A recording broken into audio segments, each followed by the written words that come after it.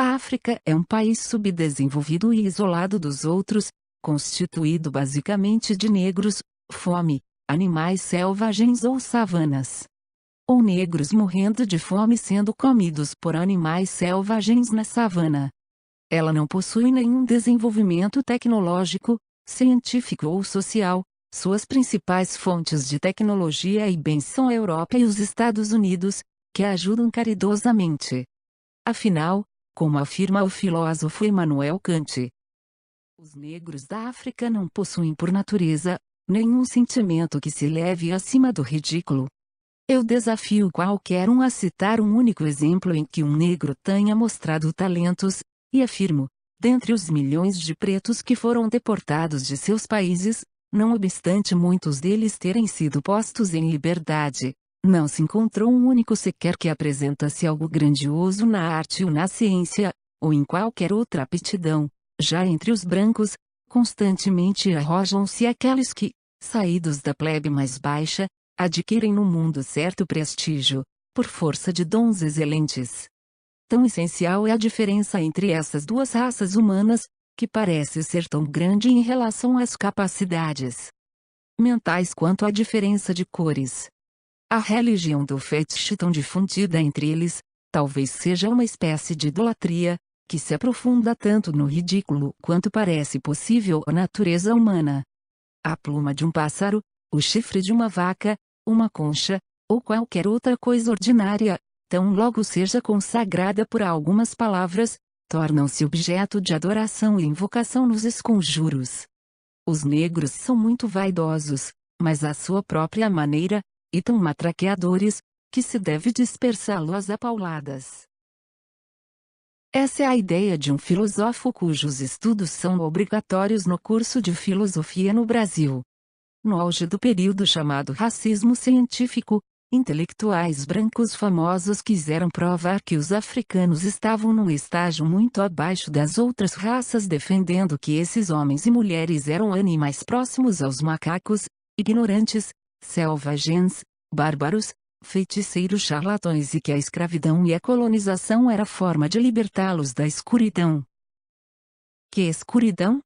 O Egito já era velho quando surgiu a Grécia. A influência egípcia africana é um elemento fundamental para a civilização europeia, o que às vezes é negado. É fundamental dizer que antes da evolução dos amarelos e brancos os negros já existiam há pelo menos 190 mil anos e esta população não ficou esperando os europeus para criarem a ciência e o método científico. Sócrates, Platão, Tales de Mileto, Anaxágoras e Aristóteles estudaram com os sábios africanos. O saque empreendido no continente africano e a destruição da Biblioteca de Alexandria encobre um processo de apagamento e de descrédito dos conhecimentos africanos, tornando-os exóticos, místicos e míticos. Existem papiros médicos datados de até mais de 40 séculos atrás retratando procedimentos médicos e remédios usados até hoje por profissionais da área de saúde.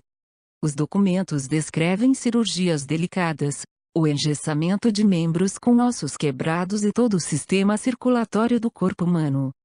Há descrições completas de procedimentos cirúrgicos intracranianos nos papiros do século XV a.C., através de tomografias, foi possível ver que os crânios abertos cirurgicamente apresentavam indícios de cicatrização, o que leva a crer que o paciente sobreviveu à operação.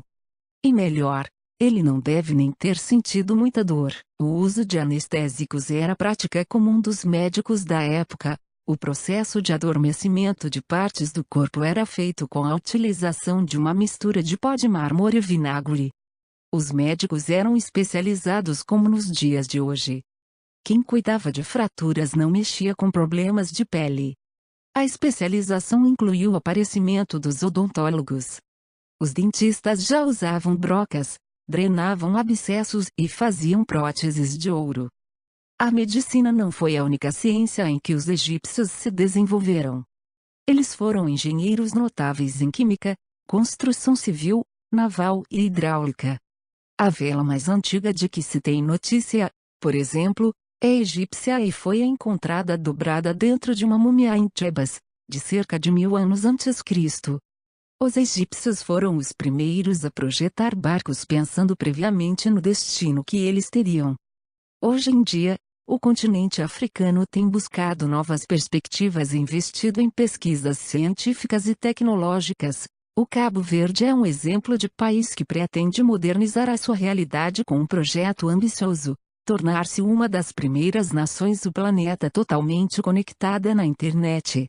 O país disponibiliza gratuitamente para a sociedade acesso à rede mundial, com um programa piloto, o Conecta, que visa melhorar a qualidade do ensino cabo-verdiano por meio da internet.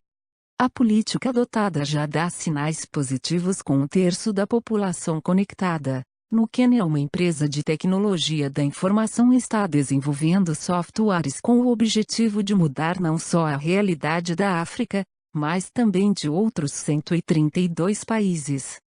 A plataforma pioneira é o Shaidik, com a colaboração de pessoas comuns de todo o mundo, ajuda a construir mapas informativos que podem salvar vidas em locais de conflito ou em situações de desastre. Essas tecnologias são desenvolvidas em prol da própria África, para resolver problemas locais e melhorar a qualidade de vida da população. Na verdade, em praticamente toda a história da África, a ciência e a tecnologia foram desenvolvidas para o seu povo, não para exportação e lucro. Como estudante de antropologia da UFSC, Abel fala, do que adianta tanta tecnologia, se não há um desenvolvimento social? A liberdade faz parte da qualidade de vida. E aqui não tem liberdade. Mas aqui em termos de estruturas é muito melhor. É suposto dizer que o Brasil é muito mais desenvolvido. Mas é desenvolvido em quê? É máquina, é paredes só.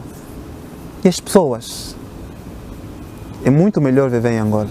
Por exemplo, lá não existem, não está institucionalizado, não é aceito o casamento gay. Não é aceito.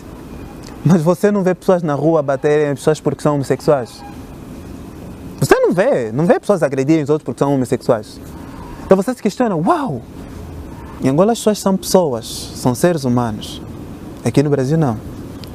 Aqui no Brasil parece que ainda existem civilizados, bárbaros e selvagens. E primitivos. Isso é que me faz pensar assim, viver no Brasil assim, prefiro viver na Angola com guerra.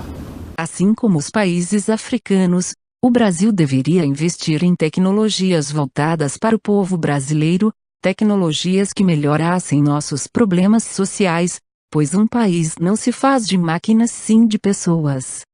A África foi o berço da humanidade e consequentemente o berço das grandes invenções. Sem ela nós não existiríamos e é ignorante qualquer forma de desmerecimento dela. Devemos acabar com a visão que o imperialismo e o colonialismo nos impuseram. Por isso é importante e obrigatório o estudo da cultura africana e afrodescendente, pois ela faz parte da nossa história.